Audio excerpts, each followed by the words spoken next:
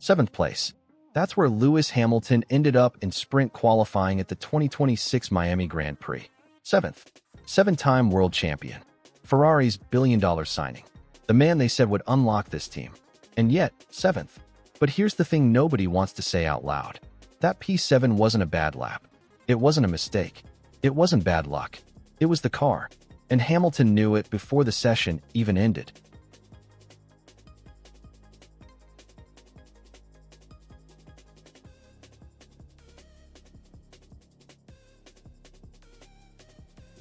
Because in SQ2, when the conditions were less extreme, when the pressure wasn't at its peak, he was right there, competing with the fastest names on the grid, showing that the car had rhythm, showing that the potential existed. That's the most dangerous part of this whole story. Ferrari isn't completely out. It isn't lost. It sits in that brutal middle ground, capable of exciting you and breaking your heart within the same minute. Then came SQ3. Maximum performance. Maximum pressure. Every 10th counts.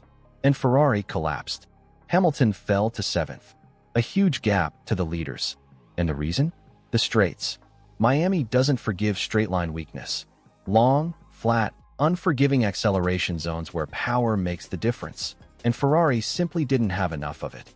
In the corners, the SF-26 was competitive, genuinely capable, even threatening. But the moment the drivers hit the throttle and aimed for top speed, it was over. Fractions became tenths. Tenths became positions. Positions became the story of this entire season. And Lewis Hamilton, a man who has spent 20 years reading exactly when a problem is circumstantial and when it's structural, had a very clear answer. This is structural. 2 questions to carry into everything that follows. How long has Ferrari known about this? And why is Hamilton the one who had to say it out loud? Go back 24 hours. Lewis Hamilton's first day in Miami. He arrives not just with a car, but with a completely different car. Ferrari had brought what they internally called a package and a half. More than 50% of the SF-26 components modified or replaced since Japan.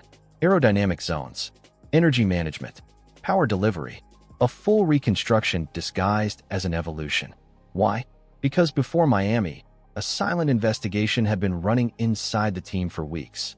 An anomalous loss of performance had been bleeding the car dry on the straights, up to 8 or 9 tenths per lap.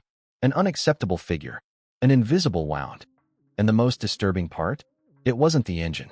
It was the interaction of multiple systems, working incorrectly, compounding each other, destroying performance at exactly the moments when it mattered most. Hamilton had felt it before the engineers understood it. He had said it. He had warned it. And Ferrari took too long to react. By Friday in Miami, the fix was in. The car was rebuilt. Hamilton rolled out with renewed confidence. He ended Friday P4. P4. With a practically new car. On a circuit that punishes straight-line weakness. After weeks of invisible crisis. Should Ferrari feel good about that? Or terrified? Because here's the problem. When you eliminate a deficit that large, when you solve the hidden flaw, what gets exposed is the real performance. And the real performance was P4. Not P1, not fighting Verstappen, not threatening McLaren. P4, which means one of 2 things. Either the car still has untapped ceiling that qualifying will unlock, or Ferrari has just spent 3 weeks fixing a problem, only to find another one hiding underneath. That was the question hanging over the entire garage on Friday night. Then came the words. Lewis Hamilton didn't hide. He didn't reach for the standard PR answers. He went straight to the diagnosis. And he said it with the calm of someone who has been repeating it for weeks inside the team and is now saying it outside. The car didn't feel particularly great. He had hoped they would be stronger. He didn't know what to expect. He needed to work overnight to understand why they weren't quick enough. And then the sentence that changes everything. He came in positive. He thought they would be much higher. And it was simply not meant to be. That's not frustration about a single lap. That is a man drawing a boundary. That is someone who has earned 7 championships quietly signaling. This project needs to deliver. Now, but listen to what he said before Miami 2. He had already publicly flagged the need for a new engine. He had already named the straight-line loss as the defining weakness. He had already pointed at the power unit as the barrier holding the entire car back. That wasn't a throwaway comment. In Formula One, when a driver of Hamilton's stature says something like that publicly, it's a message. to the team, to the engineers, to Fred Vasseur himself. And Vasseur, the man running this project, now faces a moment where words are no longer enough. Because Leclerc is watching too. The driver who grew up in this team. The driver who has rebuilt his belief in this project race by race. And every time Hamilton points at the straight line problem, Leclerc doesn't disagree. The data doesn't allow him to. Two drivers. One truth. A team that must now respond, not in press conferences. On the track. So where does this go? Scenario 1. Ferrari reacts. Not with promises, with parts. A real power unit upgrade arrives. The straight line deficit closes. Hamilton finds the car matching what he feels in the technical sectors. And suddenly, that half-exciting car becomes a full threat.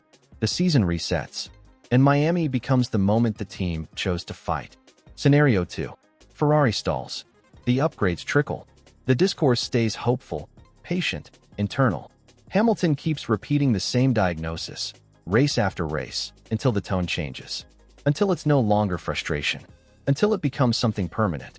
A driver who came to win, watching opportunities expire. That story ends badly for everyone. Scenario 3. The most dangerous one. McLaren and Mercedes don't wait. They keep advancing. Ferrari fixes its problem, but fixes it too late. The gap on the straight closes, but the gap in the championship doesn't. And Hamilton, a driver who has no more seasons to donate to a project that isn't ready, starts making very different calculations about what comes next. In Formula One, standing still is going backwards. And right now, Ferrari is somewhere between the two. Miami was not just a bad sprint classification. It was the moment Ferrari was exposed. And the moment Hamilton sent the most direct message of this entire season. The story no longer depends on what the driver says. It depends on what the team does. Has Ferrari really solved the problem, or just bought time before something worse surfaces? And the bigger question, the one nobody in the paddock wants to answer out loud. How many more races does Hamilton give this project before patience becomes something else entirely? One thing is certain, the next race won't just be about points. It'll be about proof.